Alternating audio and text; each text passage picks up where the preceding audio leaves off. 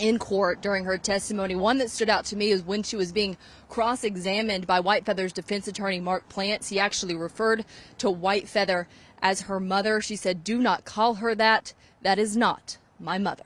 As Jeannie White Feather and Donald Lance remain on trial for charges including child abuse, human trafficking, and forced labor.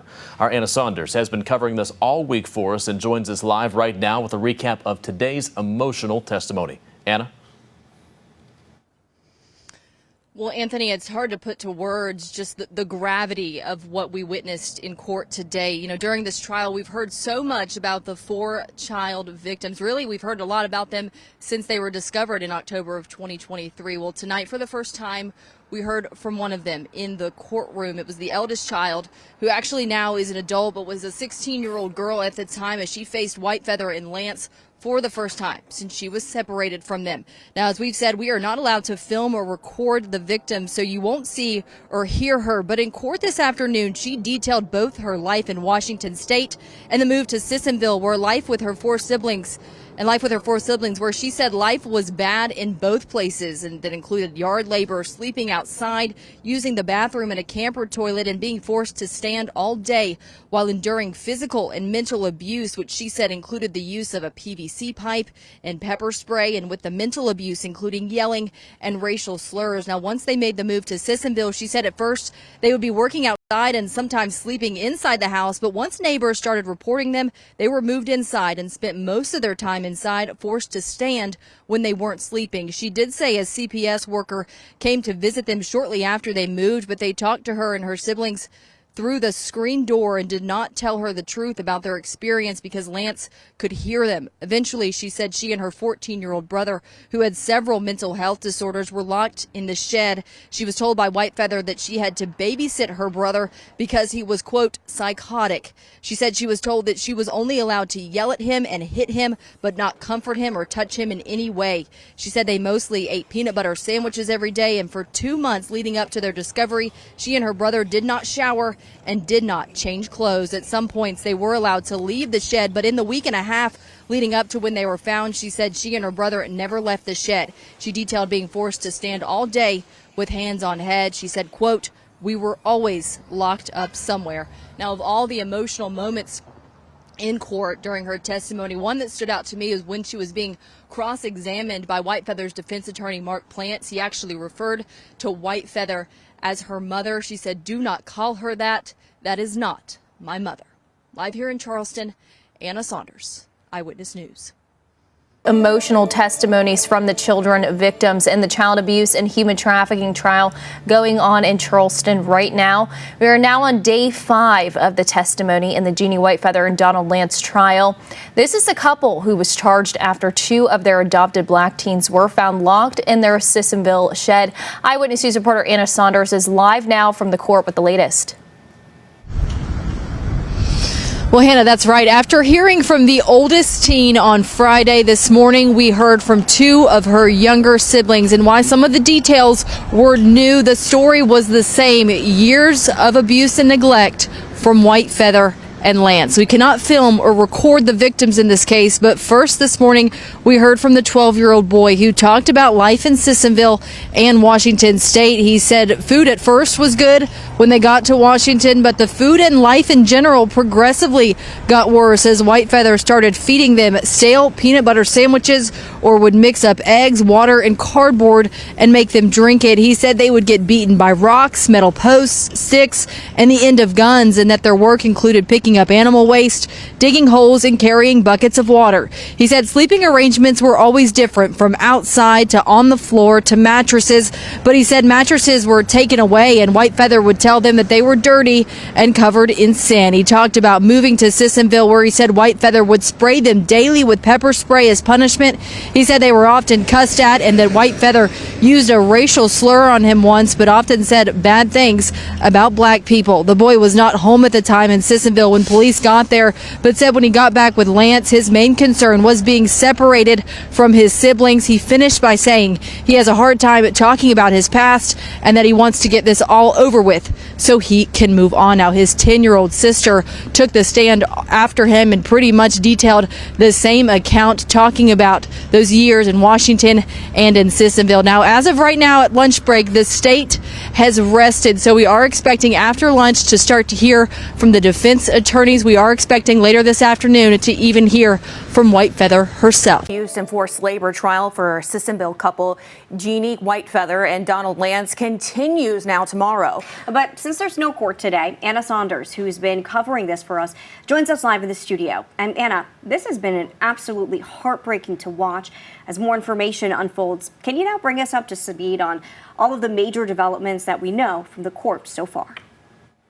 Well, Peyton, Gina, this trial now heads into week 2, and the state has still not rested its complex case, as we have heard from neighbors, police, experts, and now we're to the point where we are hearing from the children victims. But we do want to warn you, some of the footage we've seen in court so far is difficult to watch.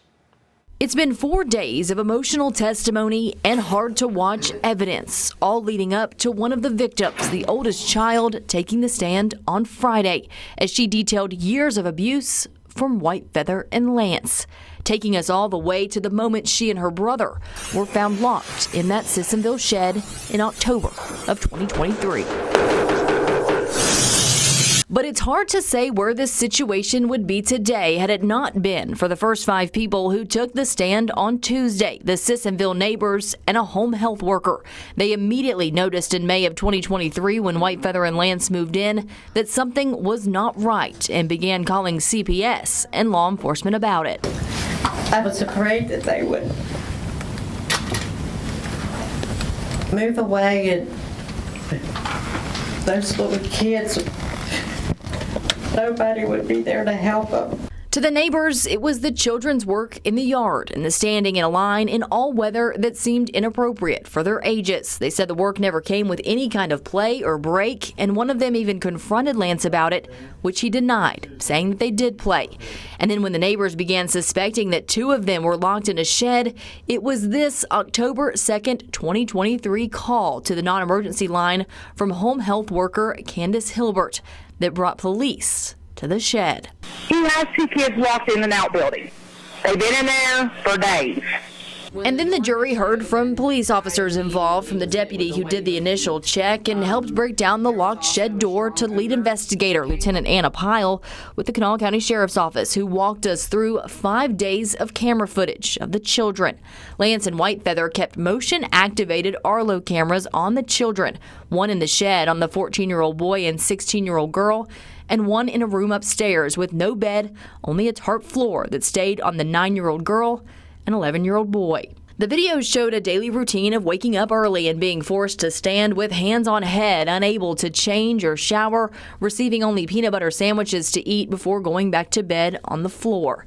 In the shed, the teens used a camper toilet, holding a sheet up for each other to shield the other from the camera.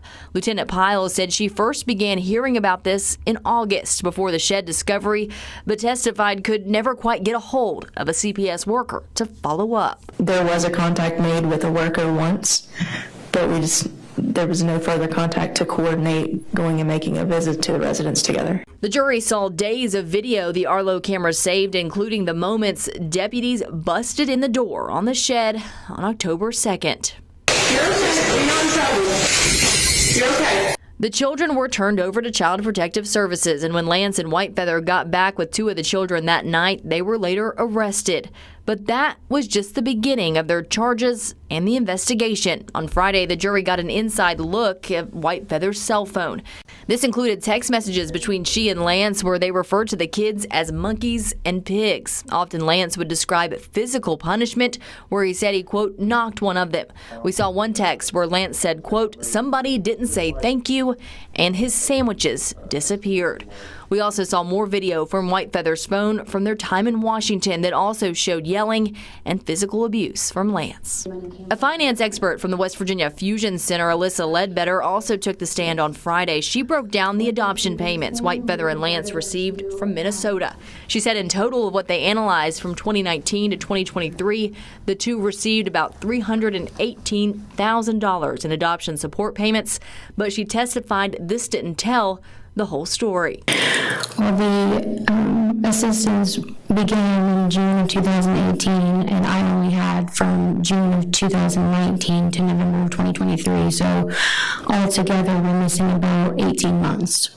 All of this leading up to the most harrowing testimony so far on Friday afternoon from someone who lived it. We are not allowed to film or record the victims who will testify in this case, but we're in the room as the teen girl, now 18, but 16 at the time, shared what her life was like both in Washington State and in Sissonville. She said life progressively got worse with Whitefeather and Lance once they moved to the ranch in Washington in 2019. This is when the outdoor labor began, she said, and the physical punishments that included hits from a PVC pipe. While under a child services investigation there in Washington, eventually they moved to Sissonville, but she did not know why. She talked about how CBS was called soon after they arrived in West Virginia, and she detailed a visit from a worker who stayed on the porch and talked to them through the screen door. The teen testified she was not honest with CPS because Lance could hear her from where she was standing. Eventually, she and her teen brother, who has several mental health disorders, were locked in a shed in August of 2023. She said she went without a shower for 2 months and never changed clothes. She went from sleeping on a mattress to the floor with a sleeping bag. Her brother slept on the concrete floor with only cardboard at his head. She said she was forced to be his babysitter, but testified he was never the dangerous, violent kid that Lance and Whitefeather made him out to be. She recalled the use of physical violence, pepper spray, and racial slurs from Lance and Whitefeather. She recalled also being scared when police arrived at the shed, worried that she would say something to upset Whitefeather.